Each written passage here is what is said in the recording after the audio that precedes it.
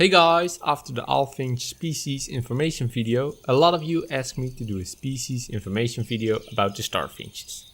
So now that it's relatively quiet due to the winter period, I had some time to put all the information I know together.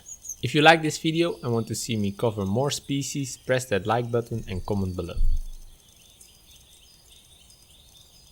The starfinch is part of a large family of birds known as waxbills.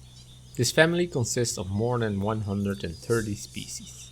And other finches in this family are the Gouldian finch, the owl finch and also the more known zebra finch. The starfinch is a yellow-green grass finch, also sometimes referred to as Rufous-tailed finch, red-tailed finch or red-faced finch. The starfinch has a distinct red face and bill, and broad white spots down its flanks, therefore its common name starfinch. It stands between 4 and 5 inches or 12 centimeters in length, and due to their slender build they only weigh 12 grams, which is only like 3 raspberries. Next to the red face you also have the orange face and yellow face starfinch in our aviaries. Other mutations include pied, fawn, cinnamon and yellow-bodied, which sees the normal yellow-grey body feathers turned vividly yellow. The difference between males and females is easily spotted. The males have a red mask that extends under the lower jawbone. He also displays the more prominent yellow lower chest and belly. The females have far less head coloring and almost never under the chin. The yellow plumage on the belly is considerably duller. But the best way to know is by listening to their song. Only the males will sing. While singing, the male starfinch stretches its neck and fluffs its head. Sometimes they will also do a little dance at which they take a blade of grass and bob up and down on a branch. Starfinches are a popular finch and great for people who want to breed, as they are prolific breeders, which means they will breed all year round if the conditions are right. They don't have many requirements when it comes to breeding. You can easily encourage them to breed if there's a good click between the male and the female. I had one pair who had multiple nests a year. Unfortunately, my current pair isn't very successful yet. These birds breed in cages with a minimal size of 60 centimeters or 24 inches. They breed better in an aviary and in a colony of more pairs. In the wild, these colonies go up to 100 birds. I would recommend a planted enclosure or aviary. This will make sure there's plenty of space to hide from other birds or from you. These hiding places will give your birds a safe feeling, which in turn will make them less skittish. It's also important to always make sure the environment is warm enough for your finches, a minimum of 50 degrees Fahrenheit or 10 degrees Celsius. In nature they build a free hanging nest, meaning they wave blades of grass to make a free hanging nest inside a bush. In our aviaries they do accept half open to open nest boxes, which they completely fill with nesting material. Different types of nesting material are used: cocos fibers, dried grass and even shredded paper. When the nest is built, the female will lay 4 to 6 eggs. These are incubated by both sexes until the eggs hatch after 12 to 13 days.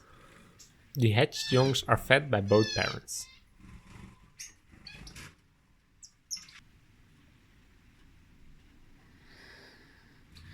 The young will fledge after 3 weeks. After fledging, they are fed by the parents for another 2 to 3 weeks before they will start feeding on their own. After half a year, the color of the young starfinches is already starting to show. At the age of 1 year, they will really have their adult color. It's not necessary to remove the young starfinches. Starfinches are very calm birds and not aggressive to their own kind or other species, which makes them a great addition to a mixed aviary. Native to northeast and northern Australia, the birds will be found in tall grasses in swamps, water meadows and swampy areas. There are 3 subspecies of which one may now be extinct. Their population is decreasing slowly, but there are also very large and stable population present. The starfinch's habitat is threatened by overgrazing of grasslands, removing essential cover for their survival, as well as diminishing sources of food and water. Selective grazing of perennials during the wet season may also remove grasses that are needed for survival during the dry season.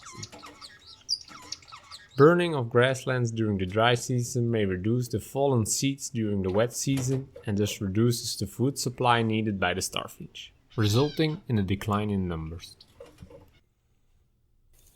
In our aviary, the starfinch should be fed with a good quality seed diet along with egg food, mineral grit, and fresh greens such as spinach and broccoli tops or carrot tops.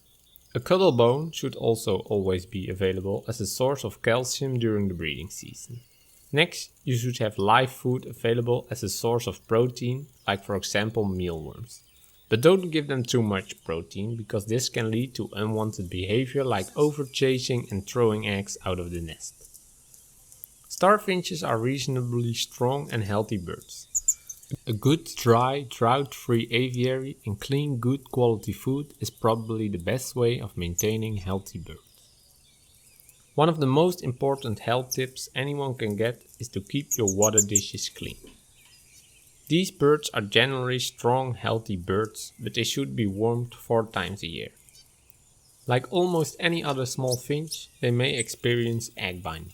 This is when a female is unable to pass an egg, which can make the birds very sick.